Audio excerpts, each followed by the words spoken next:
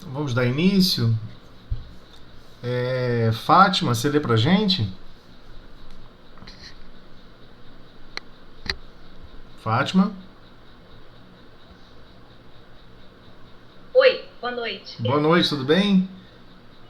Você Tudo pode, bem, graças a Deus. pode ler pra gente? A Pode página ler? esse. Posso. Pode? Então vamos lá. O livro Fonte Viva, capítulo 5:7, Crianças. Vede, não desprezeis alguns desses pequeninos. Anotações de Mateus no capítulo 18, versículo 10. Texto. Quando Jesus nos recomendou não desprezar os pequeninos, esperava de nós não somente medidas providenciais alusivas relacionadas ao pão e à vestimenta. Não basta alimentar minúsculas bocas famintas ou agasalhar corpinhos enregelados, gelados. É imprescindível, fundamental, o abrigo moral que assegure ao espírito renascente o clima de trabalho necessário à sua sublimação, engrandecimento, purificação. Muitos pais garantem o conforto material dos filhinhos, mas lhes relegam, esquecem, a alma a lamentável abandono. A vadiagem na rua fabrica delinquentes que acabam situados no cárcere ou no hospício.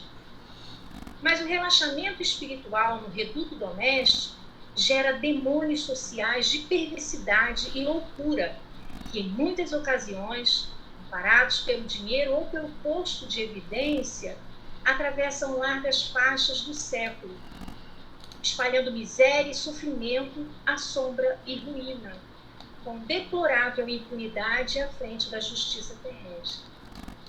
Não despreze, pois, a criança, entregando-a aos impulsos da natureza animalizada. Recorda que todos nos achamos em processo de educação e reeducação diante do Divino Mestre. O prato de refeição é importante no desenvolvimento da criatura.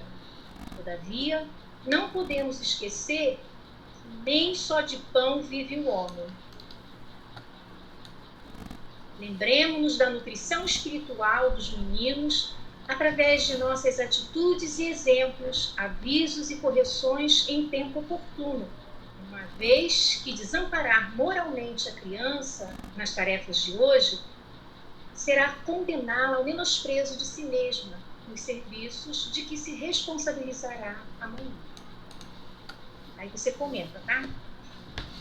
Mas quiser fazer algum comentário relacionado, fica à vontade também. Outras pessoas também, se quiserem comentar sobre a página, fica à vontade. Ok? A página, a gente até sabe disso, né? Mas Emmanuel vem aqui nos falar de coisas tão mais importantes, né? Que a gente tem que ter assim, bem à vista.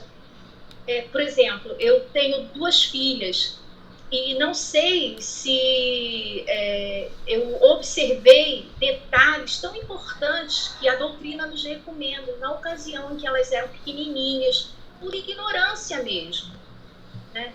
Então, hoje, que eu já tenho alguma informação, né, eu fico, assim, às vezes, olhando, prestando atenção e dando dicas, assim, muito sutis para pessoas que são, assim, do meu círculo familiar, de o que seria bom que acontecesse com a criança, né? Porque a gente não pode dar receita para os outros, né? A gente tem que seguir a receita.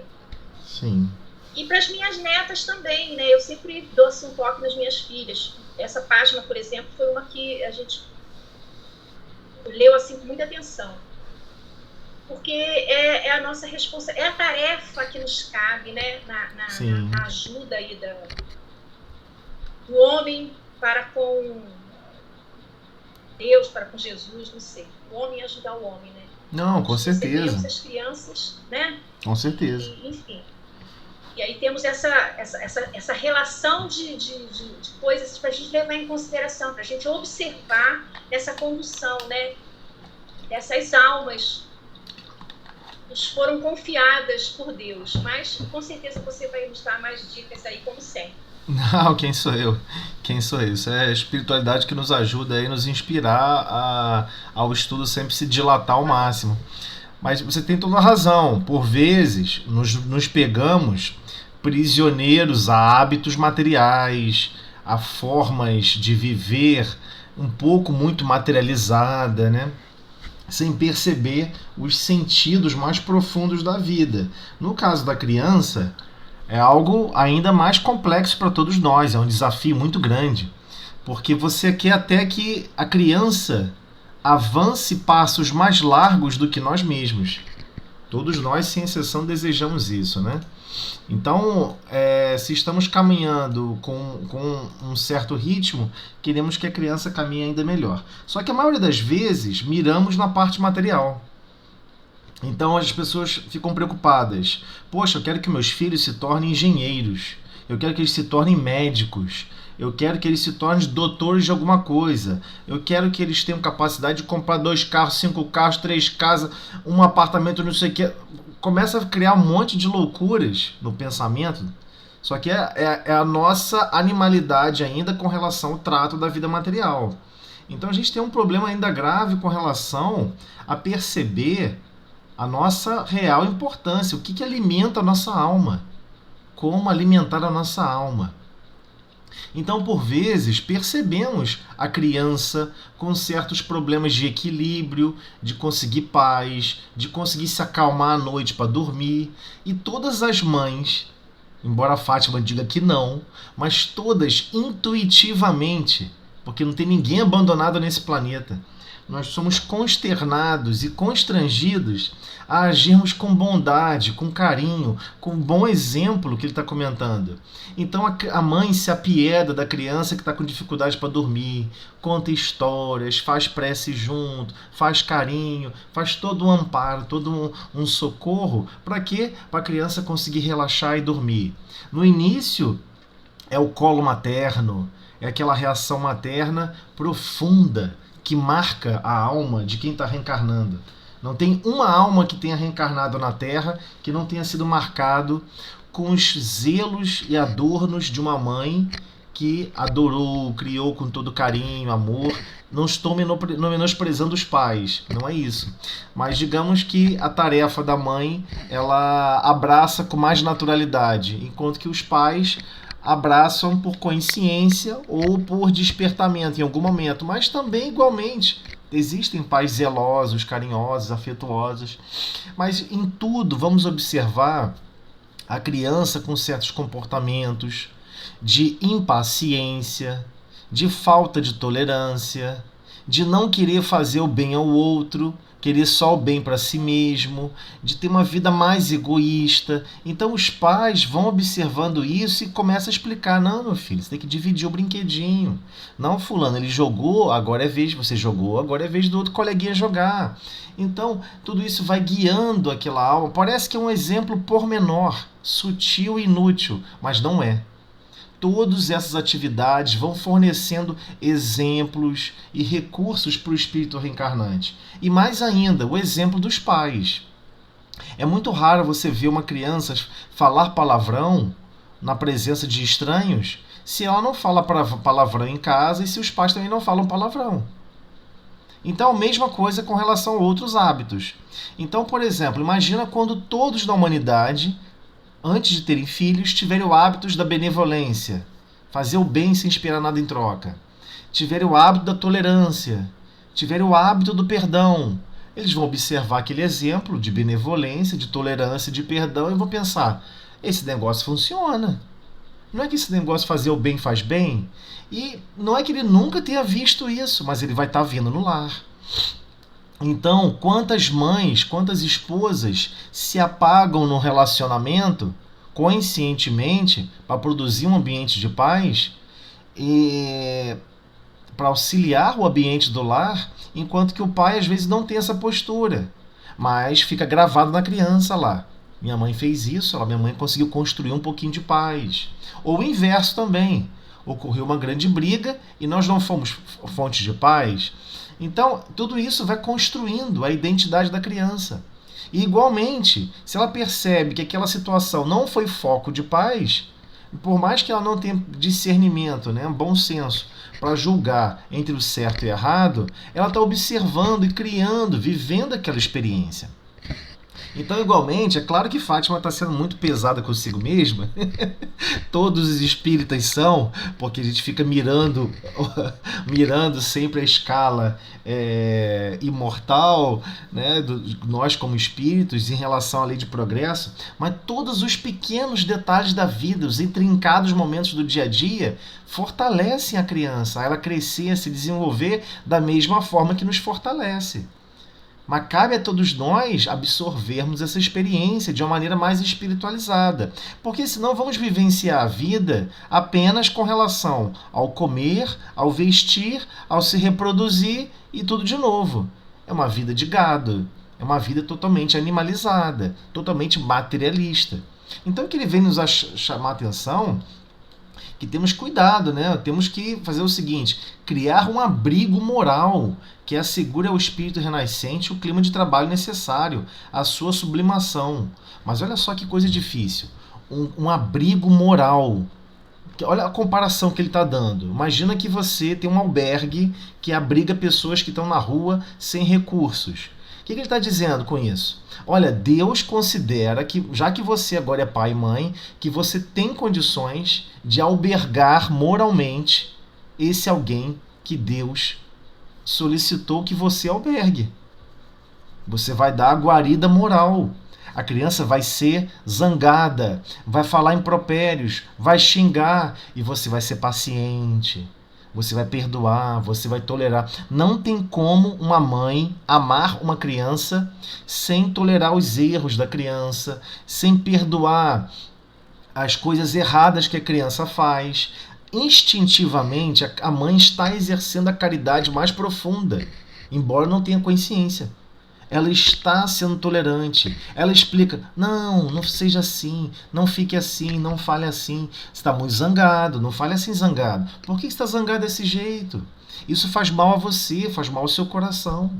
Então, diversas situações vão ocorrer, e todas as mães do grupo vão lembrar disso, situações em que as mães, de certa forma, estavam executando isso. Não de forma consciente, mas de forma inconsciente, mas estavam executando. Estavam tentando ser esse abrigo moral. O que, por vezes, fica mais difícil para todos nós é o quê? Impor, de certa forma, um clima de trabalho necessário à sublimação. Esse clima de trabalho necessário à sublimação é muito difícil, porque ele está impactando em nós também. E a maioria das vezes nós queremos que a criança não sofra absolutamente nada, nem sequer as exigências do trabalho necessário à sublimação. Mas esse trabalho necessário à sublimação é importante. Então, por exemplo, como desenvolver numa criança boa vontade e coragem? Eu adoraria um manual. Que a criança viesse com um manual, tipo, aperta tal botão e você estimula, simplesmente você vai estimular automaticamente com algum movimento mecânico, vai estimular, por exemplo, a boa vontade, que é o querer. Olha, eu quero aprender tal coisa, eu quero fazer tal coisa, o desejar mais íntimo e profundo para fazer algo é a essência desse trabalho que ele está comentando. Que ora vai ser direcionada para condições materiais, mas que o mesmo querer e a mesma coragem vai ser direcionada para os valores da alma. Então o exercício da matéria são importantes, porque ela precisa passar por decepções, inclusive na experiência material, porque aquela decepção que ela vai... Olha, quero que você empilhe isso aqui, bota uma pilha de madeira, quero que você empilhe isso aqui até essa altura. E você vai passar uma tarefa para ela, ela vai fazer. Aí cai uma vez a pilha, cai a segunda vez, ela fala, eu não consigo. Consegue. Se eu consigo, você consegue. Você ajuda a empilhar, vou te ajudar a empilhar também. Aí vai empilhando. Caiu. Caiu de novo. Mesmo te ajudando, caiu. Mas vamos empilhar de novo juntos. Aí empilha. Aí você fala, mas é um problema simples, é uma tarefa material, isso é desnecessário. Isso não vai ajudar o espírito reencarnante. Não vai? Claro que vai. Resiliência. A qualidade de persistir, de continuar tentando, é de resiliência. É o que mais falta dentro da nossa alma. A gente perde, às vezes, a encarnação porque não conseguimos agir com as pessoas com tolerância, com benevolência, com calma, com amor, com caridade. Ué, então desiste? Diversos espíritos já desistiram. Vem para a encarnação e não quer viver, falar lei de progresso, não quer ouvir falar. Então, por vezes, esses espíritos vão alcançar o nosso lar. E o que temos que fazer? Estimular com o máximo de amor e carinho, mas ao mesmo tempo compreendendo que desenvolver a vontade, a boa vontade e a coragem é algo extremamente complicado. Por exemplo, como é que você vai desenvolver a coragem da criança e enxergar? Olha só, essa situação que você fez, você agiu, foi altamente egoísta. Falei pra você, bota o arroz no prato. Você foi lá e botei só no seu. E os outros pratos, você deixou vazio? Por que você não botou arroz nos outros pratos? Aí a criança fala, olha, você não me pediu. Não, eu falei de forma genérica. Coloque, por favor, arroz no prato. Olha, em todos os pratos. Eu não falei coloque só no seu. É o seu desejo central comandando a sua vida. Aí você fala assim, mas vou ficar falando isso com a criança? Quem disse que é uma criança? É um espírito velho que está ali. Não tem jovenzinho, não. Jovenzinho é aparência fixa, física.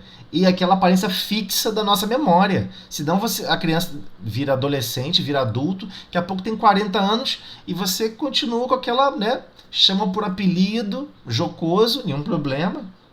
Pode chamar, não vejo nenhum problema nisso. Mas não quer falar dos principais problemas e aflições que consomem a todos nós. Que são os valores morais que temos que desenvolver. Desenvolver como? Trabalhando, vindo para a Terra, o grande teatro da vida, encenando uma vida, na grande encenação, uma hora você é isso, você é aquilo, com uma certa personalidade, que te deram uma identidade, um nome, e você vai agir e reagir para desenvolver, em primeiro lugar, boa vontade e coragem, e com esses dois recursos você vai desenvolver as outras qualidades que você quer desenvolver. Que você marcou essa encarnação. Essa encarnação eu vou perdoar fulano. Eu vou servir Beltrana. Eu vou fazer o possível para me desdobrar em recursos de amor e de carinho. Ué, chegou a hora. Abraçar a causa e exercê-la. Então, mas como estimular o próximo a isso se eu também não consigo? Ué, você tem uma meta onde a razão está sendo desafiada pelas emoções. Pelo ponto de vista lógico, podíamos todos estar desencarnados, todo mundo concordando. Nossa, não é que o Cristo tem razão? Não é que é importantíssimo o amor? Nossa, não é que é importante a caridade? As ferramentas do amor é a caridade, né? Benevolência, indulgência, perdão. Pô, mas isso é tão óbvio, todo mundo concorda. Né? Você vai num estudo, em qualquer local, todo mundo concorda com tudo. Mas na hora de exercer essa bondade, exercer esse carinho, exercer a fraternidade, você chegar a lavar o prato para a pessoa e ficar feliz porque lavou o prato para alguém, porque pôde ser útil, porque pôde tornar aquele prato novamente limpo, para que outro possa utilizar. Como que você passa essa alegria para alguém? Não vai ser reclamando. Nossa, como é horrível lavar prato. Eu odeio lavar prato. Nossa, eu odeio varrer a casa. Varrer é uma coisa horrorosa. Olha, trabalha bastante, você nunca tem que varrer. Estamos fazendo um desserviço a essas almas que estão reencarnando quando falamos isso. Mas, de certa forma, tem sido uma experiência importante, se falamos assim. Mesmo assim, a criança absorve a experiência. Sabe qual é? Olha lá, aquele ser está sofrendo com aquelas atividades. Ele não conseguiu sublimar os sentimentos que ele deve exercer para as atividades repetitivas. Ele não conseguiu se libertar. Isso não quer dizer que eu não consiga. Eu posso conseguir. Lógico que a criança que tem esse tipo de raciocínio automático já é uma criança evoluída. Mas quando não tem, nós podemos voltar atrás e explicar, olha, eu não estou conseguindo, mas isso quer dizer que você não vai conseguir. É um desafio para todos nós. Se esforce, lute, persista. Então, esse se engrandecer e se purificar é um processo contínuo e continuado. Vamos fazer quando criança, até a fase adulta, até a velhice, e vamos desencarnar e continua esse processo. Esse processo não para. Mas enquanto está na fase da criança, É importantíssimo a criança dilatar os pensamentos dela, perceber o momento que ela não está sendo tolerante, que ela está com raiva, que ela ficou zangada, e perceber o motivo que ficou zangada. Olha, por que você ficou zangada? Você está percebendo o motivo? Temos que trabalhar esse motivo. Não pode ficar assim. Só você ficou zangada. Seu coração ficou aí todo tristinho. Tá todo mundo lá comendo bolo, festejando, e você tá aí tristinho, cabisbaixo. Então, é complicado, porque é algo também que nos afeta. Não, mas eu não quero que a criança sofra nenhuma dor moral, nenhum problema. Então, aí a questão é que os pais não entenderam o que significa escola planeta Terra. A escola planeta Terra, os pais têm que pensar o seguinte: a criança é como se ela estivesse no meio do oceano. Você pulou dentro do oceano e falou, fica tranquilo, nós vamos remar junto. Para onde for a direção, eu vou dar abraçada junto com você. Você não está sozinho. Não importa que tipo de dor, que tipo de sofrimento você vai passar, mas eu vou estar do seu lado. E pode ter certeza, a maior parte eu absorvo, fica tranquilo. Mas vamos achar um resultado coerente juntos, que está diretamente relacionado ao Cristo. Ele deu exemplo moral e de vida que vai transformar todos nós. Eu não sei fazer muito bem ainda não, mas vamos fazer junto e uma hora a gente chega lá. Então isso vai dando ânima para a criança e para qualquer espírito reencarnante. Não vai ter um que vai dizer, puxa vida, né? A culpa é dos meus pais. Como? Você está sempre declarando. E é normal hoje em dia a sociedade querer culpar os pais por tudo. Por quê? Porque vivemos uma sociedade altamente materialista. Todos os conceitos que as pessoas vivem é de uma filosofia de vida materialista. Então, em primeiro lugar, a culpa é da matéria. É o que está restringindo a pessoa. E quem chegou primeiro? É culpado quem chegou primeiro. Então, esse é o raciocínio perfeitamente materialista. A filosofia espírita não descreve dessa maneira, muito pelo contrário.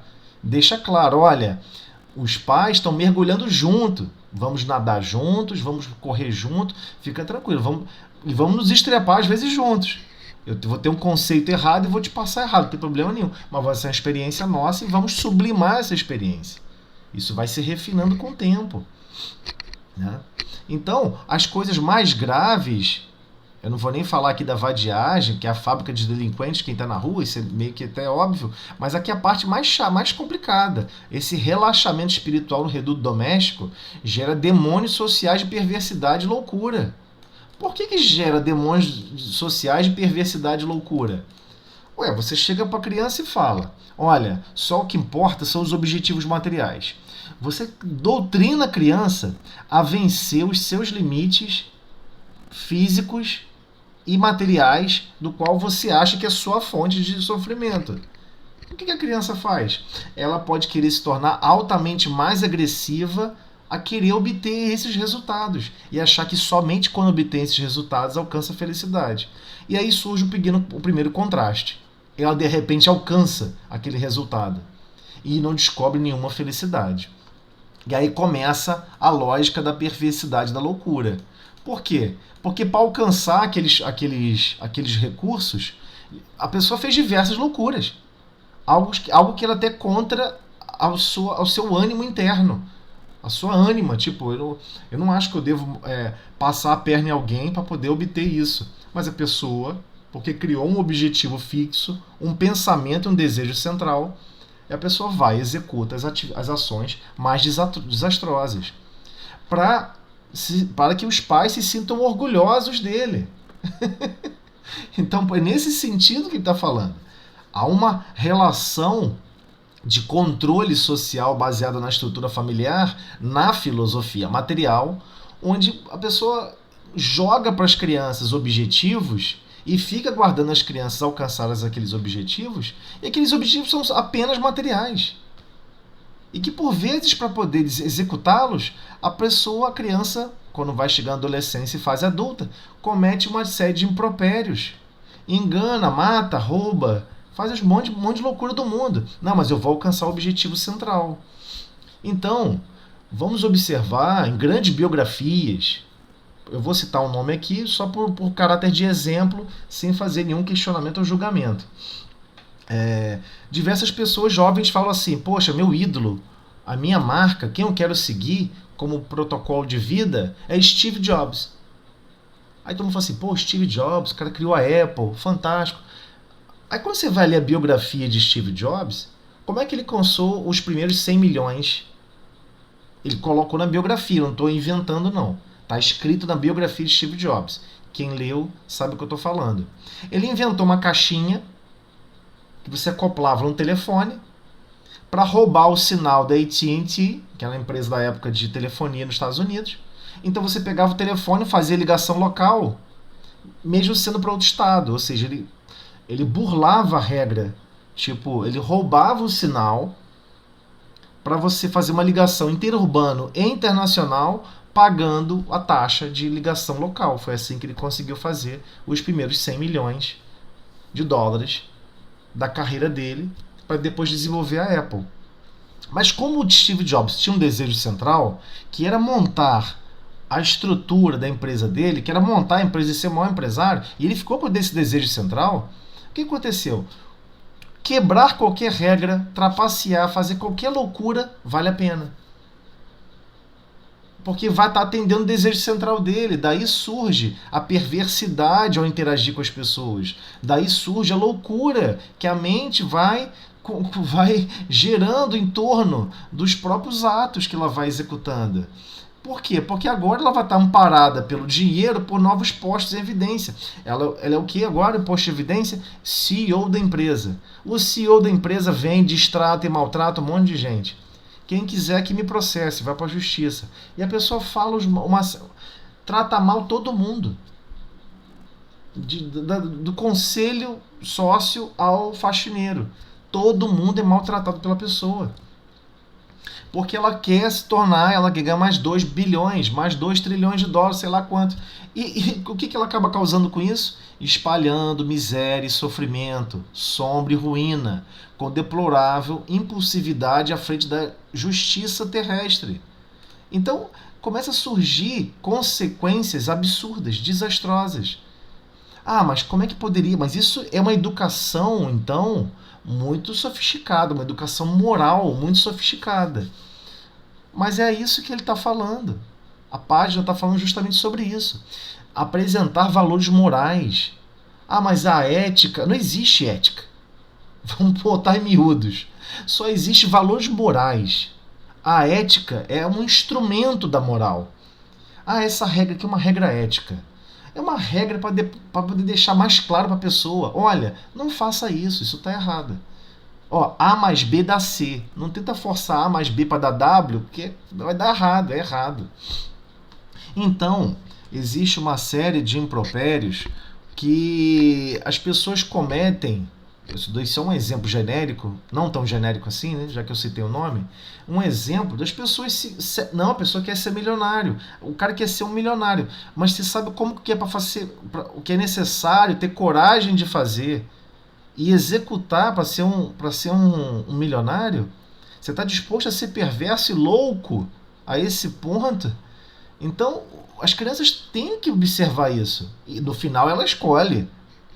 Porque no final ela pode mesmo responder dentro da alma dela. Eu quero ser louco e perverso. Mas aí tudo bem, você explicou, ensinou, fez o possível.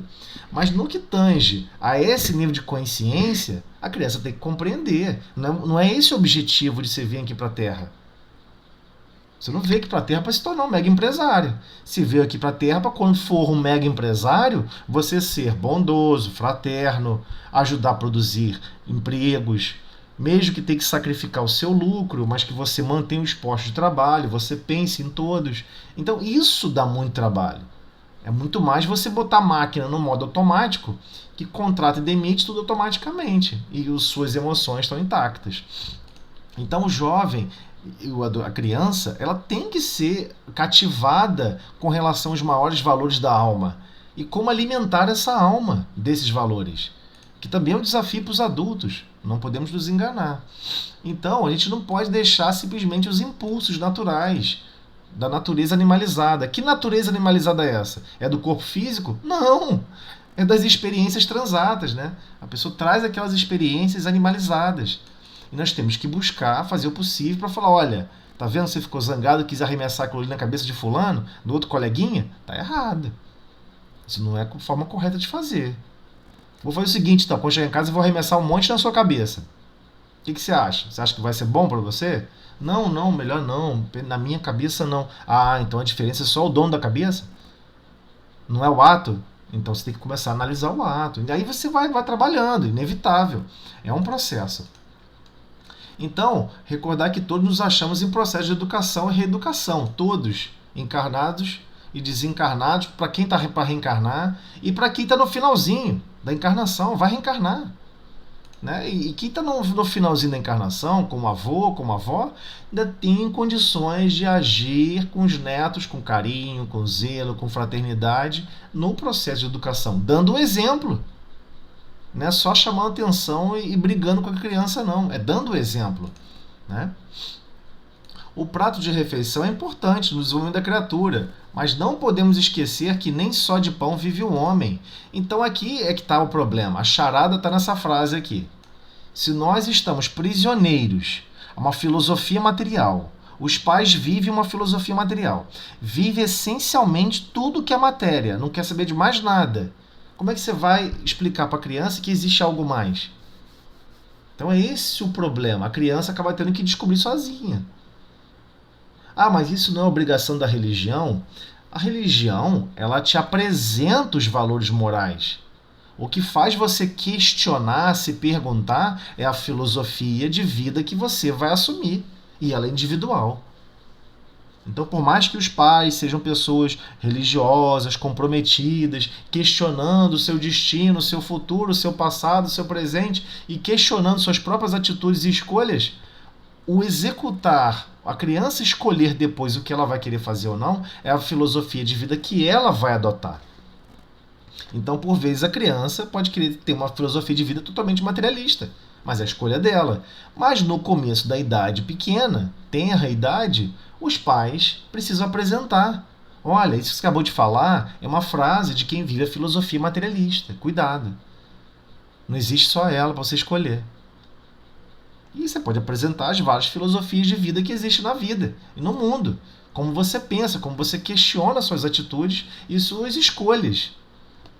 Então, é pesado. O problema é que isso é pesado. Porque se os pais acreditam que só de pão vive o homem, não sente nenhuma necessidade de alimento espiritual, como é que fica, né? Fica difícil o pai e a mãe apresentar isso para os filhos, né? Então, lembremos da nutrição espiritual dos meninos, das meninas também, né? Meninos, eu sei que não está no texto original, mas vou botar aqui também. E das meninas. Através de nossas atitudes e exemplos. Então aqui que está o foco. Nossas atitudes e exemplos. Não é só para ficar falando assim, ó, olha, você foi feio, hein? Coisa horrível que você fez, hein? Aqui a criança aprende, chamar a atenção dos outros é importante. Eu estou vindo a chamar minha atenção o tempo todo. Aí o que a criança faz? Ela fica esperando você errar para chamar a sua atenção. Mas você não observa que quem gerou esse hábito nela foi você. Você gerou esse hábito nela de ficar observando tudo para depois falar, tá vendo aí? Você errou, hein? Ih, deu ruim, hein? Mas quem criou esse hábito da criança foram os pais. Enquanto você não conseguiu apresentar para ela, olha, isso aí você tem que repensar. Se é justo, se é injusto, se é correto, se não é correto, se é bem proceder ou mal proceder, e o impacto que isso vai gerar em você. Ah, mas isso é muita reflexão para gerar, ficar refletindo. Mas é esse o problema. Nós não fazemos isso na fase adulta. E temos que incentivar a criança a fazer. Então, ela só vai ocorrer se nós executarmos o quê? Essa reflexão conosco mesmo. E até em voz alta. Puxa vida, eu lavei a louça e fiquei chateado porque tinha muita louça. Eu devia ter ficado chateado. O que você acha, fulano? A criança fica bolada, você está perguntando a opinião dela. Não sei, porque eu não sei, não quero participar dessa pergunta e resposta, que eu não sei a resposta. Porque filosofia não tem resposta, não tem resposta pronta. Você que vai ter que desenvolver a melhor resposta, que você é capaz de executar. Então esse é o grande desafio da vida material e que nós temos que incentivar o espírito reencarnante a ter essa ponderação e essa postura, né? Então, uma vez que desamparar moralmente a criança de hoje, será condená-la ao menosprezo de si mesma. Então é claro que ela não vai criar valores conscientemente, vai executar conscientemente essa criação de valores, se a gente não auxiliar nesse ato de se questionar, né? Então, não podemos esquecer, vede, não desprezeis algumas desses pequeninos. Então, podemos tratar a criança como aquele que é capaz de repensar e refletir sobre as escolhas, sobre as tarefas. E aí, o que essa tarefa te ensinou? Viu? É difícil, não é? Olha só. É engraçado, a criança fala assim pra você. Pô, se toda você perde alguma coisa. Às vezes você esquece a chave onde é que tá, não sei o que, tá com muita coisa na cabeça. Aí o que acontece depois? Acontece com ela. Onde tá meu caderno? Não sei onde tá meu caderno. Você viu? Foi só mudou o objeto. De chave foi para caderno. Você percebeu que estava pensando em diversas coisas? Tentando fazer mais coisas ao mesmo tempo do que realmente dá tempo de fazer? Aí a mente faz alguma coisa mecanicamente e não registra. É um aprendizado. Precisamos organizar melhor nossa mente, sentir melhor a vida. Deixa de viver no turbilhão. Viver no turbilhão não é bom. Afeta adulto ou criança. Mas isso é um processo contínuo e continuado em todas as situações que a vida material, aqui encarnados, nos brinda. Porque a vida material nos brinda situações de caos, de dificuldade, de complicações, né? Que a gente tem que tomar decisões, tem que escolher, tem que sentir a vida com todo carinho nesse grande educandário. E a gente não pode desestimular as crianças nesse sentido, falando que a vida é ruim, que a vida é difícil. Nossa, você não sabe o que vai acontecer com você quando você crescer. Isso não ajuda a criança, né? Ao contrário. Então vamos à nossa prece inicial. Eu vou fazer a prece para a gente ganhar um tempinho, que a gente estendeu demais aí o tempo. Vamos lá. Senhor Jesus, agradecemos, Mestre, a oportunidade, estamos reunidos em Teu nome. Te pedimos, Senhor, dai-nos forças para desenvolvermos cada vez mais a nossa boa vontade, a nossa coragem diante das dificuldades, diante dos sofrimentos e situações adversas, para então construirmos as nossas identidades nas soluções de problemas, especialmente no que se refere à nossa forma de sentir a vida e as dificuldades que nos cercam. Dai-nos força, Senhor. Em especial pedimos por todos os lares aqui representados, igualmente por aqueles que estão ligados aos nossos pensamentos, que possam ser ajudados, amparados e socorridos. Pedimos em especial que a reunião da noite de hoje, do estudo do Livro dos Médiuns, possa ocorrer segundo sua paz e sua harmonia. Que assim seja, graças a Deus. Então, vamos lá, pessoal. Vamos agora à página... Vamos voltar a outros conflitos. Esse conflito passou, todos nós entendemos como é difícil, né, dinamizar essa parte de desenvolver a nós, auxiliar o desenvolvimento de uma criança, mesmo sabendo que nós mesmos temos dificuldade em nos desenvolver, né?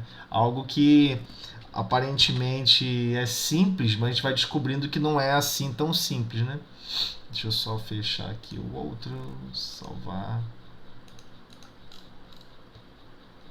Vamos lá? Então, olha só, onde nós paramos? Nós paramos nesse parágrafo, nesse segundo parágrafo, ok? Entramos no item 32 e paramos aqui no segundo parágrafo dele, tá? Vou até apagar essa marcação aqui, porque não é assim que está no livro.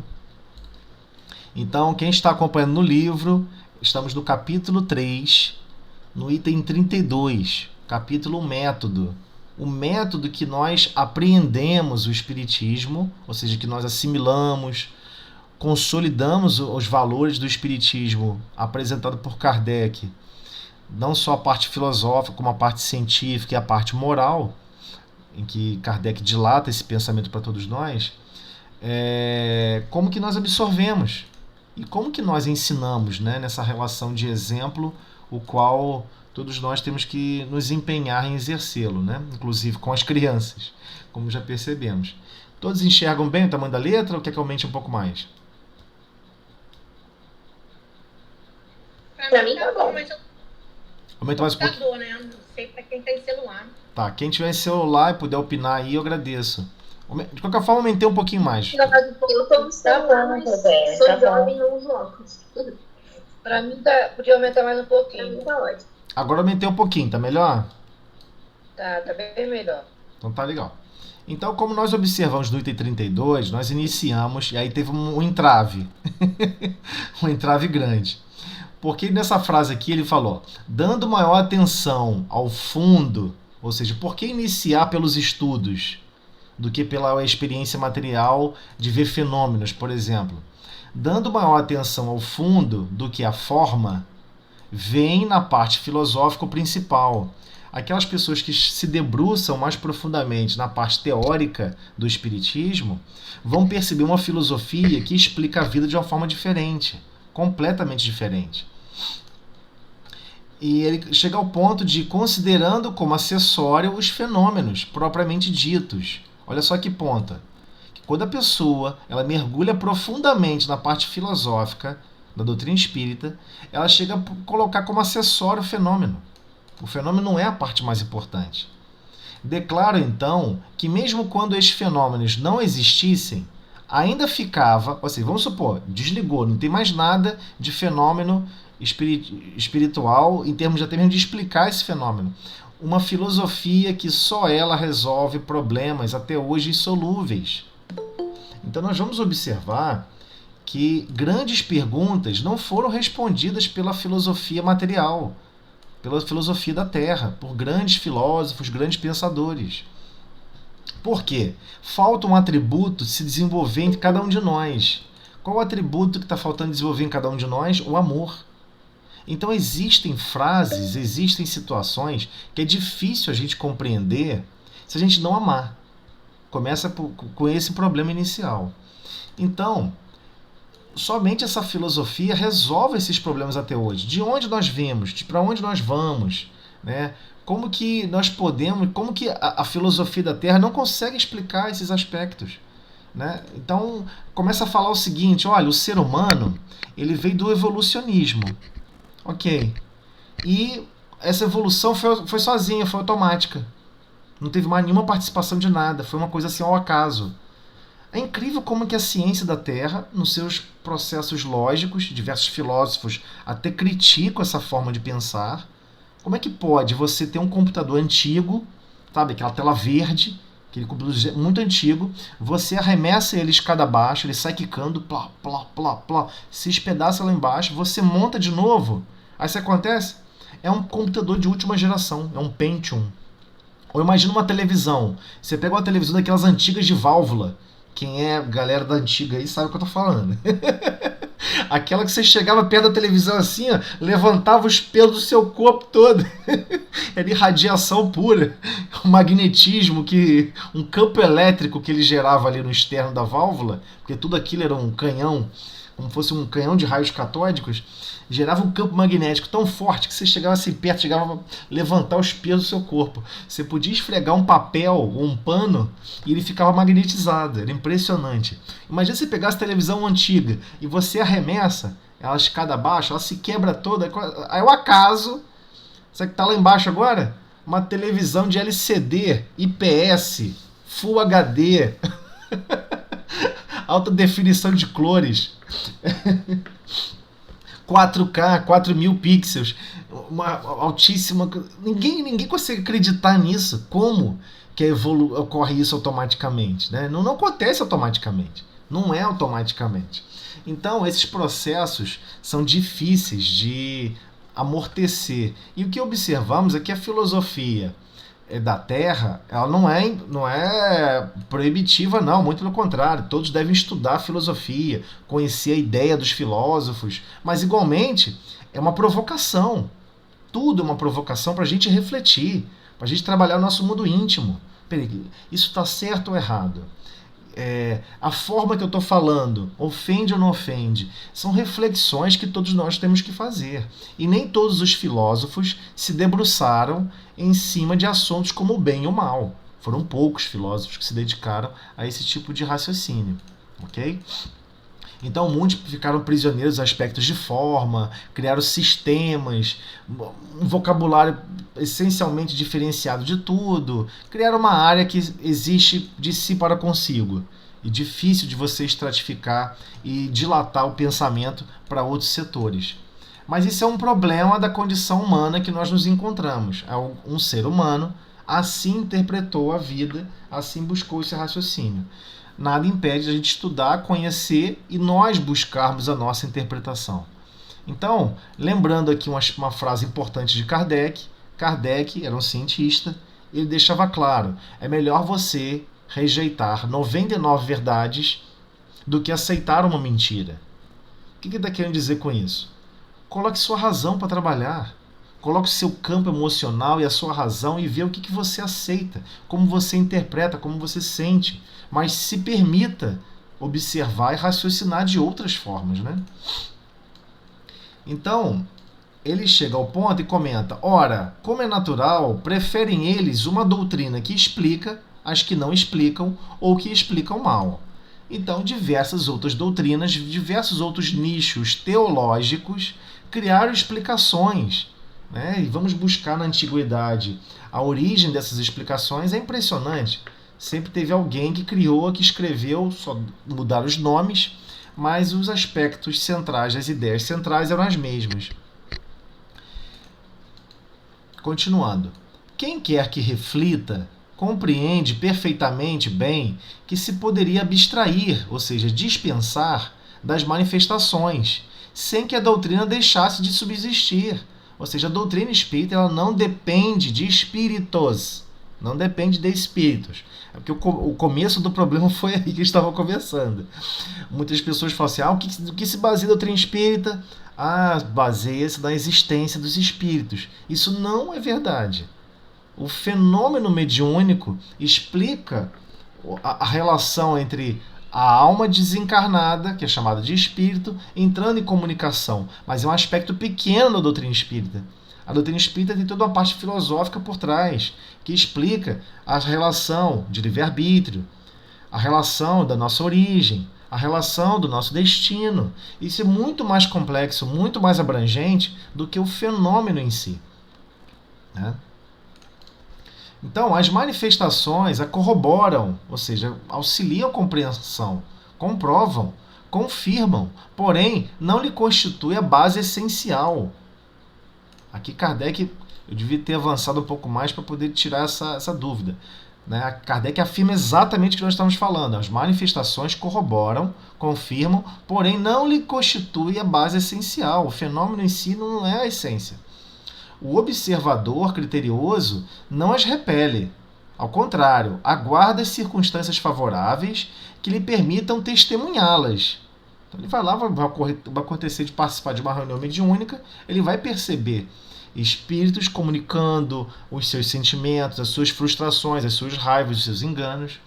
A prova do que avançamos é que grande número de pessoas, antes de ouvirem falar das manifestações, antes de ouvir, tinham a intuição, uma percepção, uma inspiração desta doutrina, que não fez mais do que lhes dar corpo, conexão às ideias.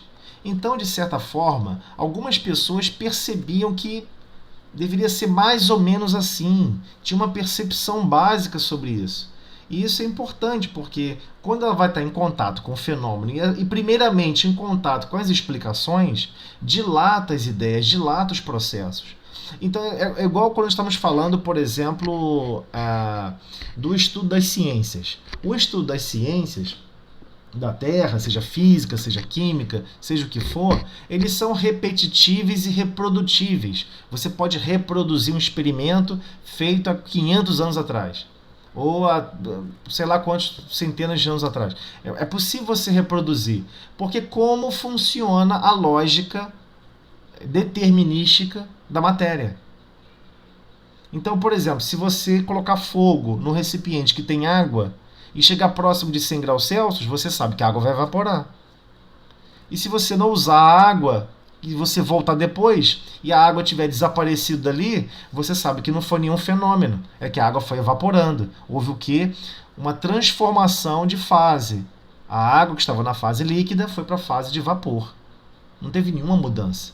E se você pode fazer isso 300 vezes, as 300 vezes vai acontecer a mesma coisa. Quem quiser, bota água no fogão ou sem querer esquece. Acontece isso, a água, se deixar, queima a panela, destrói tudo. Então é determinístico, certo? Os fenômenos espíritas não.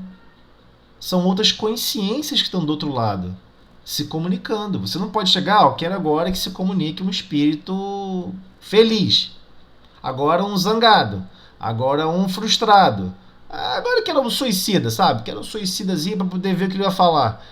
Não dá para forçar esse tipo de fenômeno, não é assim que funciona. O telefone toca de lá para cá. A espiritualidade superior que organiza o trabalho, né? Então, nós somos apenas copartícipes do trabalho. Temos que mudar de sala. É isso que eu falo agora. Vou dar um... Bem, se não for, a gente vai dando ok aqui e vai adicionando as pessoas aos poucos. Então, vamos lá. Então, retomando. Então, o que nós descobrimos nesse item 32 é aquele aspecto... O que acontece nas reuniões públicas? Nas reuniões públicas do Centro Espírita, ela é focada em apresentar a moral cristã. Mas não dá tempo ali de, talvez numa conversa particular, né, um atendimento fraterno, dilatar algum pensamento, pensar um pouco mais. Mas a ideia nas reuniões de estudo, temos capacidades e condições de dilatar a nossa compreensão e, principalmente, ter base suficiente para nos perguntarmos a nós mesmos, né? Porque filosofia de vida é como nós lidamos com a vida no dia a dia. Então, nos perguntarmos, nos inquirirmos, né? Peraí, estou fazendo bem ou estou fazendo mal? Essa atitude foi boa ou foi ruim? Isso ninguém fará por nós. E isso não tem nada a ver a gente concordar com benevolência, com indulgência, ou seja, tolerância e perdão. Você pode concordar com isso tudo, mas um certo tipo de ofensa você pode não perdoar. Ou seja, você tem total autonomia moral de decidir o que você vai fazer ou não vai fazer com a sua vida.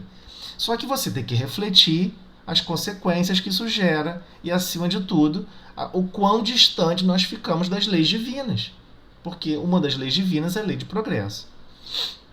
Então nós compreendemos como é profunda a filosofia espírita e vamos divulgar mais e eu percebi que há uma necessidade grande de a gente pegar lá o Livro dos Espíritos, talvez até aqui em paralelo com esse estudo, vamos ter um estudo em paralelo diferente, em que a gente vai divulgar tipo 10, 20, 15 questões, um estudo corrido, 1 hora, pá! E a gente marca uma vez por semana, ou 15 dias, para ter reunião, por exemplo, assim, um Google Meet, para tirar dúvidas. Poxa, eu não pensava dessa forma em relação a essa pergunta de Kardec, em relação a essa resposta. Poxa, esse aspecto, eu não achava que tinha esse aspecto, né, na doutrina espírita, que pensava assim em relação ao livre-arbítrio, que pensava assim em relação à lei de causa e efeito. Eu achava que a lei de causa e efeito é uma lei de punição. Não, mas é uma lei de educação. Você quer aprender valores de paciência. Você vai reencarnar onde? No Himalaia, do Tibete, para ficar meditando? Não, você vai reencarnar em locais onde vão testar a sua paciência. Esse é o grande dilema de compreender a ideia de provas e expiações. Né? A gente quer se provar o tempo todo. Eu quero me provar que eu tenho condição de amar alguém, mesmo essa pessoa me odiando. Não tem problema, vão surgir nesse educandário situações em que você vai ser constrangida, né? Ou todos nós somos constrangidos a conviver com alguém, local de trabalho, local da residência, de convivência, onde é uma pessoa que é totalmente contrária a todos nós. E você está ali vivendo aquela experiência, tendo que viver o que Jesus explicou: amar os vossos inimigos, fazer o bem àquela pessoa, mesmo a pessoa te odiando. Então é algo, nossa, mas isso é complexo demais. Bem-vindo ao mundo de se desafiar, né, pelos recursos da coragem e do querer viver a filosofia do cristão, o verdadeiro cristão, né, o chamado espírita cristão, como nós observamos alguns itens acima. Então, prosseguindo para o item 33, né? Demais fora inexato, ou seja, equivocado, né? Inexato é sem exatidão. Então, inexato, equivocado. Dizer-se que os que começam pela teoria se privam, dispensam do objeto das observações práticas. Pelo contrário, o que ele quis dizer com isso? que algumas pessoas vão falar o seguinte: poxa, mas se eu não estou na reunião mediúnica, se eu não estou no movimento mediúnico, se eu não estou participando de curas, eu não estou participando, né? Eu estou me privando de alguma coisa. E esse privar é altamente negativo. Não, ao contrário. É isso que ele está querendo dizer. Pelo contrário, não só lhes não faltam os fenômenos, como ainda os que eles dispõem têm, aos seus olhos, maior peso, mesmo do que os que pudessem vir a operar-se em sua presença. Ou seja, aquela pessoa que estudou o fenômeno primeiro, compreendeu como funciona, primeiro, ela não tem mais medo. Ou ela tem um medo por ser uma coisa desconhecida. Mas aquele medo de pavor já não tem mais. E quando ela vai estar em contato, ela tem condições de perceber certas nuances e certos detalhes que as outras pessoas que não tiveram um estudo prévio não vão compreender. Então, referimos-nos aos copiosos, inúmeros, fatos de manifestações espontâneas de que falaremos nos capítulos seguintes. Ou seja, não importa, esses fenômenos acontecem no dia a dia, só que por vezes não são registrados. Então, às vezes, acontecem fenômenos de, por exemplo, intuição. Quem poderá dizer que não sofre processos de intuição? Todos nós, sem exceção, já passamos por algum processo de intuição. Só que a maioria das vezes nós somos orgulhosos e gostamos de dizer assim: nossa, tive uma ideia genial. Nossa, se eu não tivesse percebido isso antes, teria acontecido tal coisa. Ainda bem que eu tive um ótimo reflexo. A gente nunca acredita que alguém nos estimulando. Cuidado, olha, atenção, olha, cuidado. A gente nunca acredita que possa ser um processo de intuição. Então, o que ele está falando é com relação a isso. Ninguém está sendo privado. Ah, mas eu não estou na mesa mediúnica. Mas a mediunidade, ela continua fluindo continuamente. 24 horas por dia, 7 dias por semana. Então, a reunião mediúnica vai atender certos grupos, certos grupamentos. Mas os outros que estão ligados ao nosso pensamento, somos nós que estamos interagindo em pensamento com esses espíritos desencarnados. Porque senão a gente vai ficar acreditando que estamos nos privando de viver essa vida espiritual só porque não estamos na mesa mediúnica. Ao contrário, a maior parte do tempo estamos fora da mesa mediúnica. É 1 hora, 1h30 por semana. E o restante das outras horas, né, de 168 horas. Então temos que compreender que é mínimo o percentual de nossa participação na reunião mediúnica. Mas fora da reunião mediúnica, nós estamos influenciando e sendo influenciados o tempo todo. E com muito mais preocupação como estamos influenciando, né?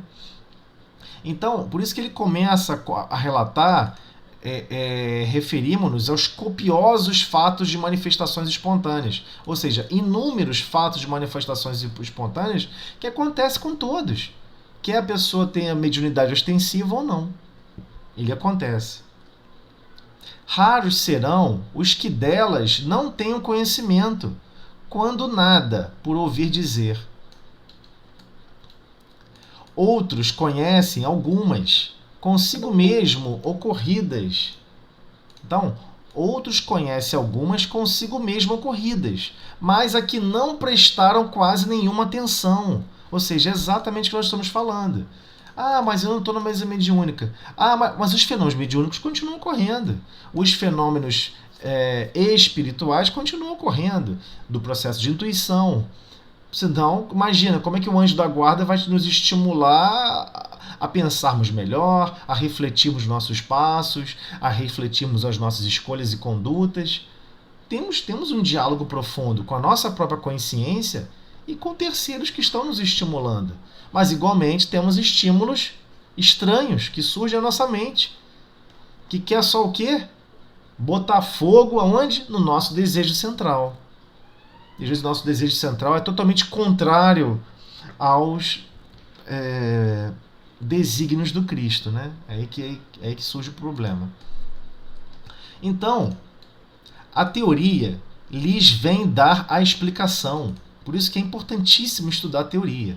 A teoria vem lhes dar a explicação. O porquê que o fenômeno ocorre. E mais o mais difícil é o porquê e como. Depois que você entende o como e começa a entender o porquê, e tudo se resolve, né? O como, quem explica é a parte científica da doutrina.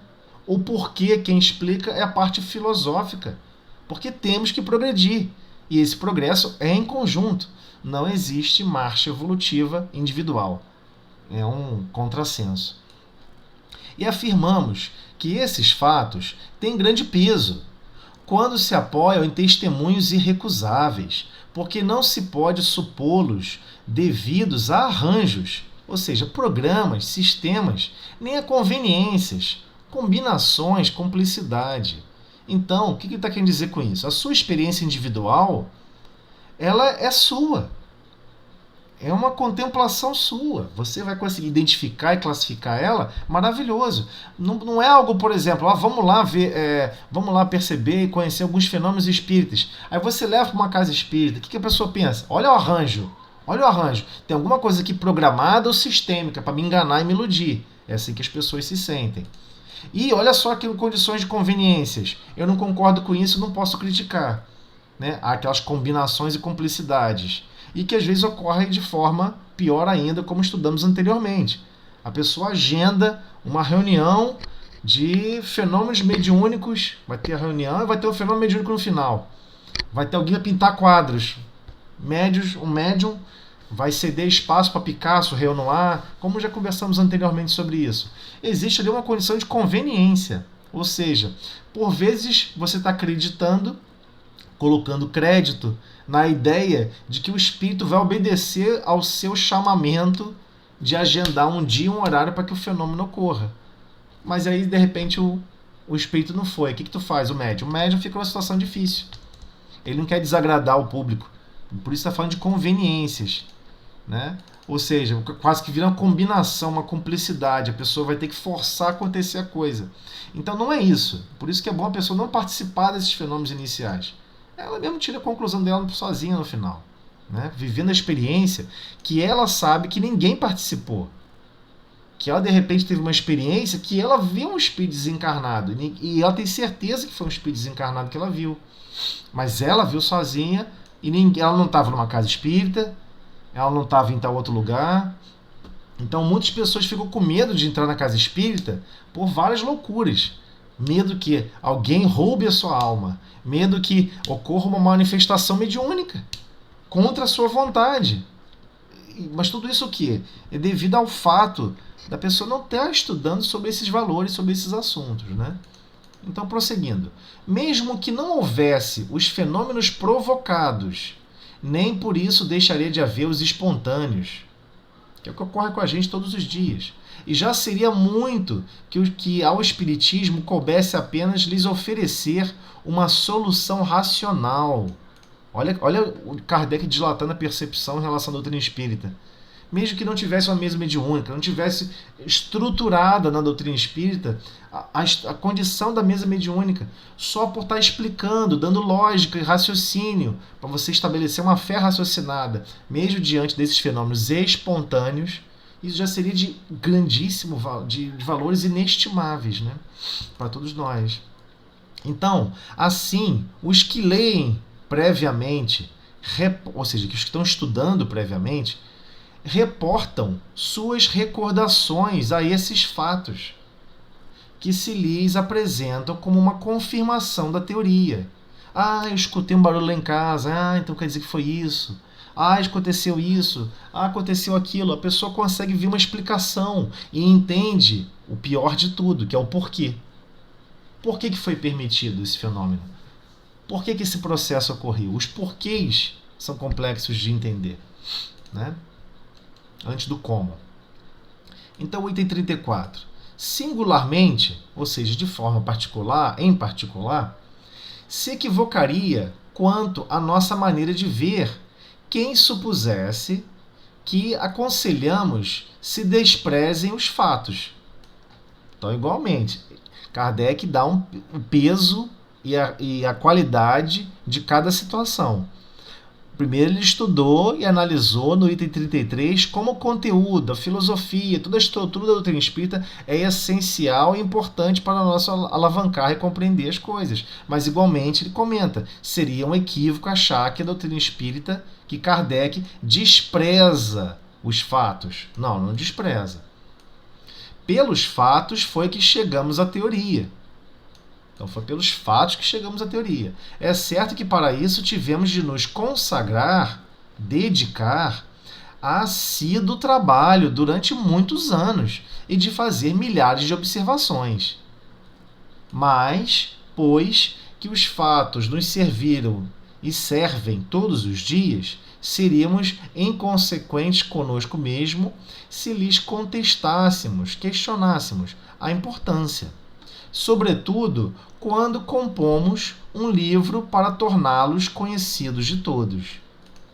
Então, daí compreendermos por que Kardec quis dar essa caminhada primeiro. Imagina se ele só falasse dos fenômenos e falasse da importância no final da filosofia e da moral cristã. Então é importantíssimo observar a importância de cada um deles. Então, o fenômeno em si, claro que ele é importante. Claro que a ciência por trás desse fenômeno é importante. Mas, igualmente, ele quis dar o valor, o peso maior, para dilatar as nossas percepções, para dilatar a nossa capacidade de raciocínio. Aonde faz isso? Estudando o fenômeno? Não, estudando também, em essência, a filosofia espírita. É isso que dilata e vai te dar aquela consciência. Puxa vida, eu sou um espírito imortal. Não é a primeira vez que eu vim à Terra. Eu retornarei várias vezes. E tenho que dinamizar meu mundo interior para progredir, que depende da minha boa vontade, da minha coragem, de me desafiar em inúmeras situações adversas, em que eu tenho que buscar seguir a moral cristã, ou seja, escolher o melhor, querer fazer o melhor para todos, querer ter experiência na faixa positiva do gráfico, porque a fase negativa eu já tive bastante experiência. Agora que eu tenho que aprender a subir as equações do progresso no gráfico, no lado positivo. Então, esse é o grande chamamento. Então, dizemos apenas que, sem o raciocínio, sem desenvolver esse raciocínio, eles não bastam para determinar a convicção. Que uma explicação prévia, pondo termo às prevenções e mostrando que os fatos em nada são contrários à razão, dispõe o indivíduo a aceitá-los. Então ele deixa claro, temos que raciocinar tudo o que acontece. Temos que compreender que sem isso não tem como criar uma base de convicção. Então a explicação prévia facilita, orienta, guia a nossa forma de pensar. E é claro, somos livres a pensar. Quando falamos que temos que raciocinar, esse processo é individual e é livre. Não é um dogma. Você tem que pensar exatamente como eu penso. Não existe isso na doutrina espírita. Não existe essa lógica de dogmas que a pessoa não pode pensar diferente. A pessoa está sentindo de forma diferente, está raciocinando de forma diferente. É individual esse processo. Mas ela tem que buscar se questionar e se colocar em pontos de desavença com ela mesma para poder dilatar o pensamento. Ok? Então, tão verdade é isto que, em 10 pessoas, completamente novatas no assunto, que assistam a uma sessão de experimentação, ou seja, fenômenos vão estar ocorrendo, até fenômenos de materialização, se for o caso, ainda que das mais satisfatórias na opinião dos adeptos, ou seja, são pessoas tranquilas, não são negacionistas de cara, né, sobre esses fenômenos, não estão se negando a participar e compreender. 9 sairão sem estar convencidas, e algumas mais incrédulas do que antes, por não terem as experiências correspondido ao que esperavam. Olha o que Kardec está falando. A pessoa chega lá e quer ver fogos de artifício, quer ver alguma coisa que, né, faz ela chorar profundamente, faz os cabelos dela arrepiar e ficar pro alto. Aí chega lá, não acontece nada disso. Qual é a situação dela? Ah, que isso. Não aconteceu como eu esperava, não. Então esse como esperava faz a pessoa se afastar e nem sequer valorizar o fenômeno. É uma das argumentações de Kardec em relação a isso. O inverso se dará com as que puderem compreender os fatos. Ou seja, inversamente vai acontecer quem compreende os fatos, mediante antecipado conhecimento teórico. Sem esse conhecimento teórico seria impossível, né? Para estas pessoas, a teoria constitui um meio de verificação, sem que coisa alguma as surpreenda, nem mesmo o insucesso, porque sabem em que condições os fenômenos se produzem e que não lhes deve impedir o que não podem dar. Então, olha que grandeza de visão. Se a pessoa está estudando, ela conhece a natureza do fenômeno, ela sabe que não pode chegar lá e exigir, olha, eu quero falar com meu pai desencarnado, eu preciso falar com ele agora, vamos ver se vocês são bons mesmo, acha meu pai aí, bota ele aqui para falar comigo. Só quem fala isso é quem não compreende o fenômeno. Quem disse que seu pai está em condições de falar? De repente está no hospital ainda, em tratamento, porque ele está altamente materializado e a consciência dele materializa uma série de doenças nele mesmo, manifesta doenças, devido ao próprio pensamento desequilibrado, tortuoso e materialista o pensamento. Quanto mais materialista a pessoa, pior é o processo de desencarne. Não podemos nos enganar com relação a isso. Então quem está estudando sobre isso, não cria essas expectativas. Sabe que não vai funcionar. Assim, pois, retornando, assim, pois, a inteligência, ou seja, a lucidez, o discernimento, né? A inteligência vem de intelegeres, né? Escolher dentre. Então, discernir sobre o que vai escolher. Assim, pois, a inteligência, lucidez, discernimento, prévia, essa inteligência prévia dos fatos, não só as coloca em condições de se aperceberem, de notarem, de todas as anomalias, ou seja, alguma coisa está fora do comum, mas também de apreenderem, ou seja, assimilarem, compreenderem um sem número de particularidades, de matizes, às vezes muito delicados, que escapam ao observador ignorante.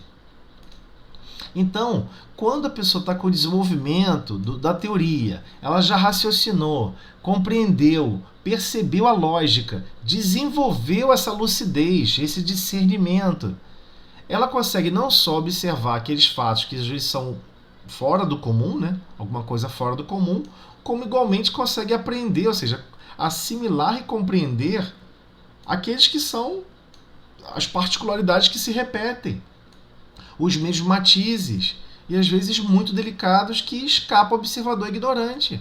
Então tem observador ignorante que ele quer chegar numa mesa mediúnica e fala assim, poxa, só quero falar com o speed de luz. Seria tão bom só falar com o speed de luz. Aí a pessoa fica assim, mas o objetivo da mediunidade não é falar com o speed de luz. Os speed de luz já fizeram uma série de trabalhos, desenvolveram uma série de explicações sobre vários aspectos e que nós temos que ter a boa vontade e a coragem de lutar para compreendê-las. Então chega uma hora que nós temos que compreender o processo ali de socorro, é de amparo, é de ajuda, é de assistência. Como é que fica esse processo? A pessoa percebe que entra reunião, sai reunião, entra reunião, sai reunião, só espírito de sofrimento, um monte. Não é um ou dois. Centenas. A verdade é a exceção. Você vê um espírito que se comunica e que ele não está num momento tortuoso. Não, ele vai chegar assim, nossa, olha, tá tudo tão maravilhoso. Foi ótima experiência terrena, foi tudo maravilhoso. Tudo que eu me comprometi a fazer eu fiz. Todo o desenvolvimento de marcha de evolução que eu queria fazer eu fiz. Foi maravilhoso. Mas esse espírito, ele não está indo lá para se gabar disso. Ele deve estar lá também trabalhando como tarefeiro. Já passaram um cajado para ele. Me ajuda a cavucar a terra aqui, meu camarada. Vem trabalhar. Temos muito trabalho para fazer. Você não quer dilatar com suas capacidades de agir no bem? Não é isso também o médium? O médium assina um contrato antes de reencarnar. Eu quero dilatar minha capacidade de ajudar, de amparar nas dores mais profundas morais que tem na humanidade. Eu vou fazer o possível e o impossível. Jesus pode contar comigo, estou dentro. Não tem problema na face da terra, ou dificuldade, ou lágrimas que eu não vou ajudar a chorar junto, sofrer junto e transformar a dor em alegria. É isso. Não tem muito para onde fugir, né? Então, nós vamos percebendo como funciona o processo. Mas o observador ignorante, ou seja, que está ignorando esses fatos, né, Ele não compreende.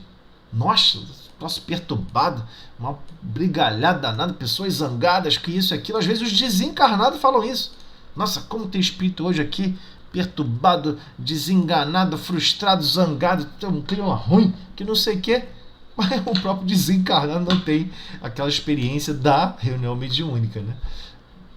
Então, tais os motivos que nos forçam a não admitir em nossas sessões experimentais, senão quem possua suficientes noções preparatórias para compreender o que ali se faz. O que ali se faz.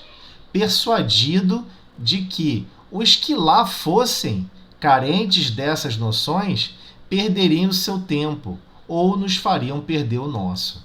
Ou seja, a pessoa que não tem algum recurso mínimo de compreensão sobre quais são os objetivos da reunião mediúnica, quais são os objetivos da reunião mediúnica e dos fenômenos mediúnicos na casa espírita. Porque os fenômenos eles ocorrem em tudo qualquer lugar do globo, 24 horas por dia, inclusive fora do corpo físico. Então, quais são esses objetivos na casa espírita? Então, se não compreende, não adianta expor ele ao fenômeno. Isso não vai transformar a pessoa. Ah, mas a pessoa vai ser ajudada, vai ser amparada, vai ser socorrida. Pô, a ajuda vem. Mas os outros dias da semana, se a pessoa se perturba, se a pessoa procura zonas enfermiças de vibração mental, de pensar em praticar o mal e continuar praticando o mal, acredita mesmo que colocar uma pessoa na mesa mediúnica vai transformar aquele ser? Não tá, não tem como. É impossível.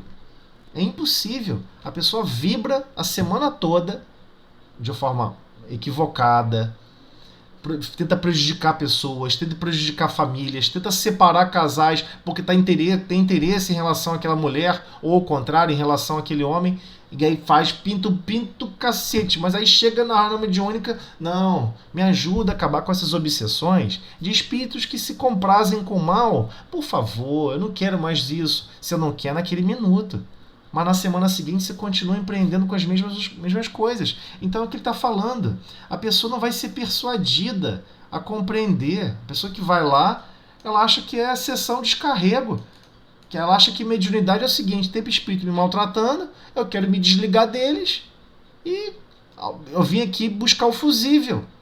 Alguém que mexa no meu interruptor que desligue isso. Não é assim que funciona. Você está prisioneiro as suas próprias vibrações mentais. Se você vibra no mal, pensa no mal e deseja o mal para os outros, automaticamente essas vibrações estarão condicionando o seu destino, minuto a minuto. E o grau de percepção disso, de consciência disso, ela se dilata à medida que nós estudamos. Porque a maioria não percebe. A maioria vive situações de que de ordinário são eles que vos dirigem, a agir de forma totalmente espalhafatosa em todos os lugares, seja em casa, no lar, na rua, onde for. Por quê? Porque você concorda com aquele desencarnado. E ele concorda com você. É a simbiose perfeita. Estamos nos retroalimentando. Então não é que Deus não está vendo isso e está deixando. Deus está deixando você exercer seu livre-arbítrio. Você concorda com aquela linha de pensamento. Você acha que maltratar as pessoas ajuda, educa. Então, fica à vontade, maltrata. Depois você vai descobrir o que vai acontecer. Você vai descobrir que você fez mal e não o bem. Mas a gente só aprende testando, se provando. Não, mas pode deixar, quando eu for reencarnar, eu não vou voltar a ter dependência química. Quantas pessoas têm dependência química já há 3, 5, 7 encarnações? E a pessoa fala, não, pode deixar, eu não vou ter dependência química. Eu vou me afastar disso tudo. Aí chega aqui, não só ele tem dependência química, como ele ajuda a promover o processo da dependência química. Estimula outras pessoas a beberem, a fumarem, junto com ele. Mas ele está contrário à linha que ele estabeleceu antes de reencarnar. E eu quero me livrar disso, eu vou ajudar as pessoas que estão passando por esse problema a se libertarem desse problema, dessa escravidão. Mas aí a pessoa vem e faz justamente o oposto. É óbvio que Deus vai fornecer recursos para a pessoa perceber, olha, outros vão concordar com você, vão colar contigo, vão subir nas suas costas, na sua garupa e vão ficar montados contigo, vivenciando essa experiência de propagar esses equívocos. Porque você gosta, isso te apraz. Isso ainda está no seu desejo central. Então esse é o grande dilema quando reencarnamos. Quando reencarnamos, esquecemos tudo isso e não perdemos um pouco da consciência e vivemos uma vida material porque alguém falou pra gente que é bom viver a vida material. Aí a gente desencarna e quer culpar os outros. Outro que provocou a nossa infelicidade. É o outro que guiou meu pensamento. No fundo, não é verdade. Nós é que escolhemos. Nós que sentimos prazer em estar equivocados. Então chega a hora de depois retomar esse processo. Então o que ele está falando aqui é no sentido amplo. É nesse sentido mais amplo. Não adianta. Se a pessoa não tem esse conhecimento, ela vai buscar a mesa mediúnica com objetivos específicos. E por vezes degradantes. E não tem nada a ver com o objetivo do fenômeno mediúnico.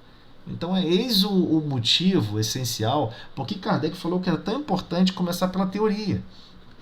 Porque vai dizimar vai acabar de vez com esses objetivos esquisitos e vai mostrar e apresentar o real foco do contato, né?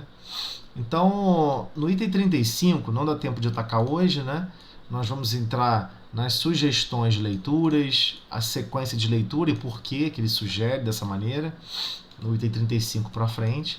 Então, eu queria deixar agora esses minutos aí finais para vocês se expressarem, né? Fica à vontade, fazer pergunta, o que vocês acharam, compreenderam, concordam, discordam de Kardec, tá doido, né? Isso não. Fica à vontade aí para opinar nesses itens, né? O 33 e o 34 que a gente conseguiu fechar hoje. Alguém? Eu sempre falo primeiro, gente. Pode falar, vamos lá. Eu achei interessante aqui no 33, né? Sim. Que ele fala que é importante, né? Essa teoria, que é importante que eu entendi, né? E a parte filosófica passa a ser essencial, né? Não deveria ser teoria que levasse a pessoa ao centro espírita, né? Sim. E sim, a questão da existência de Deus, do espírito aí na... Ver se é isso que eu entendi, se está certinho. E essa vontade também da procura, né, de você ter esse interesse, isso já vem conosco, porque eu lembro que quando eu tive vontade de procurar o espiritismo, eu já conhecia a parte afro, né? Aí fui, mas eu queria muito mais. Parecia que você vai aí li nosso lá e deu a necessidade de você querer aprender mais. E como que esse conhecimento é essencial. Como você estava falando das manifestações espíritas, que elas ocorrem em todos os momentos. Sim, todos os momentos. Eu sempre fui muito assim, de sonhar, então eu tenho muitos sonhos, então antes eu tinha muito medo. Agora eu já nem ligo mais, eu sonho já... às vezes dá até com um pouquinho de medinho, eu me encosto mais com meu marido, faço uma oração e volto a dormir. Antes era bem pior, né? Sim. E como que ainda tem pessoas que são levadas, mas eu acredito também, José, sim, que essa manifestação também é aquilo, é uma curiosidade que contribui também para chegar ao centro, né? Sim, por vezes é um processo de despertar, né? É um processo que, inclusive, antes de reencarnar, a pessoa pediu: puxa vida, se eu me distrair, por favor, alguém me avisa, alguém me dá uma cutucada, por favor, eu não quero mais ficar agarrado, sabe, na filosofia materialista, viver a vida essencialmente material e esquecer os passos que eu quero dar em relação aos valores imortais da alma. Então, é difícil. Mas eu acho também que o espiritismo, assim, ele, para muita gente, como ela tem uma parte moral muito forte, né? Eu acho também que isso também faz com que alguns, eu estou falando de experiência, né? Aqui em casa minha, do meu marido vê espíritos. Eu já levei para tomar passe, conhecer um pouco, eu falo aqui, mas não tem nada que o leve a seguir. Esses dias mesmo, a gente quase ia começar uma discussão, uma coisa boba. Daqui a pouco ele estava deitado na sala, no sofá, aí ele viu aquele espírito olhar para ele assim, e a mulher é pior, né, gente? Eu já ia começar uma discussão, ele, tá vendo? Tá vendo? Você já ia começar uma discussão, olha aí, ó, pode rezar bastante. Mandando eu rezar, ele que vê, eu que rezo. Aí eu fico impressionada como é que a pessoa, né? Aí você vê, sobre a manifestação, a pessoa vê, sim, sabe que existe, mas não tem aquela questão de querer ir além, né? Então, mas entenda que diversas pessoas, isso acontece assim sistematicamente, né? Diversas pessoas pensam o seguinte: nossa, se eu me aproximar do espiritismo, se eu me aproximar dessa compreensão, tá arriscado os fenômenos aumentarem. E a minha responsabilidade aumentar também. Então, assim, não é um medo sem fundamento. É um medo com fundamento, porque a pessoa, na verdade, não está com medo do fenômeno em si, e nem da situação da casa espírita, e nem do fenômeno propriamente dito. A pessoa já está preocupada com a responsabilidade de estar ali atrelada a uma atividade que ela acha que aprisiona e não que liberta. Então, a questão moral, será que não tem esse medo desse comprometimento? Não, a maioria de nós, vamos ser sinceros, a maioria de nós gostamos de viver na ignorância. Ignorância é uma bênção. É o ditado popular. Não é à toa. Quando você não conhece, tudo você pode dar desculpa. Então, estou falando, é um sentimento genuíno do ser humano. É um sentimento genuíno. Inclusive em todo o processo, até na educação. Se você colocou numa prova uma questão, digamos, vamos voltar agora para a educação, que é um exemplo mais prático. Você botou uma prova uma questão de prova na prova, onde não está diretamente relacionada à matéria, mas você fez um intercâmbio para a criança raciocinar, não sei o quê, mas não está explicitamente envolvendo a matéria, todo mundo vai pedir para você anular a questão. Porque você acha o seguinte, pô, como é que eu posso ser cobrado de uma coisa que eu não sei? Isso tá errado, não tá errado, isso foi exagero. Mas, ok, a pessoa pode imaginar assim. Mas adivinha, a vida é assim. A vida cobra você tendo consciência ou não. Mas cobra em que sentido? Te expõe a situações que demandam paciência. Te expõe a situações que demandam coragem. Te expõe a situações que demandam o quê? Tolerância, indulgência, perdão. E se você não agir bem, vai virar um grande problema. E aí você vai agir mal, e aí percebe o problema. Mas aí são espíritos que estão vivendo a vida no modo tentativa e erro. E a pessoa só acredita em viver a vida no modo tentativa e erro. Mas isso é a maioria das pessoas. Eu digo 99,99999% das pessoas. Por que isso? Todos nós temos um pouquinho disso até hoje. Não se engane. Você, eu, todos nós temos. Por quê? Nós valorizamos demais a nossa própria experiência. E nós queremos entender tudo na vida e no planeta só pelos nossos olhos. Mas isso é um equívoco gigante. E Jesus mostrou o porquê. Jesus dividiu a história da humanidade. Ninguém amou como ele amou. E existem ainda informações que vamos descobrir do Cristo que vão dilatar a nossa percepção ainda mais. Pô, como que o cara é responsável por dirigir planetas. Ele vai se submete a reencarnar conosco para que a gente possa aprender a amar. Porque é um fenômeno importantíssimo amar. Ele transforma o ser. Ele veio, executou o processo. É inacreditável. Diretor de planetas. Construtor de planetas. Eu sei que é difícil ouvir isso, mas nós vivenciamos a experiência material das emanações do pensamento do Cristo. Jesus, seguindo as leis divinas, plasmou esse planeta a partir do pensamento dele. Chamou outros espíritos para ajudar a construírem outros recursos no planeta. Mas a essência de como funciona, as leis naturais, está todo mundo desesperado para entender a lógica, é do pensamento dele. Tem noção você imaginar algo assim tão complexo? Então, tudo isso é responsabilidade. Porque você fica, puxa vida, então o planeta tem dono. Alguém tá manipulando, tá gerando. Aí você fica preocupado com gastar água, você fica preocupado com o ecossistema, você começa a compreender que você não quer agredir outras vidas. Daqui a pouco tudo que você vivia está em desacordo. Isso é uma responsabilidade muito grande.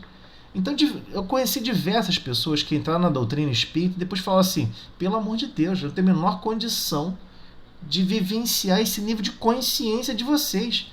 A pessoa depois já tive uma pessoa que brigou comigo. Poxa, por que você me expôs a isso tudo? Eu não tenho como agora dizer que eu não conheço. A pessoa ficou zangada, porque tirou ela de uma situação que ela queria viver no modo, entendeu? A pessoa queria viver no modo, deixa a vida me levar, entendeu? E aí de repente ela percebe, não, peraí, você escolheu reencarnar, você escolheu vir e se desenvolver. Você está vindo cada vez com mais consciência de tudo que você faz.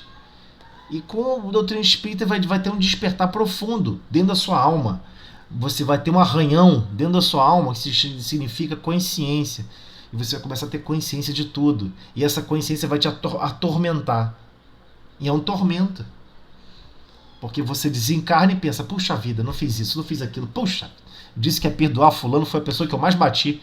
Bati nele a encarnação toda. Pá, pá, pá. E eu jurei que ia perdoar, ia fazer isso, eu ia transformar tudo, eu não tive força moral para isso. É pesado. Só que você tá consciente disso na encarnação.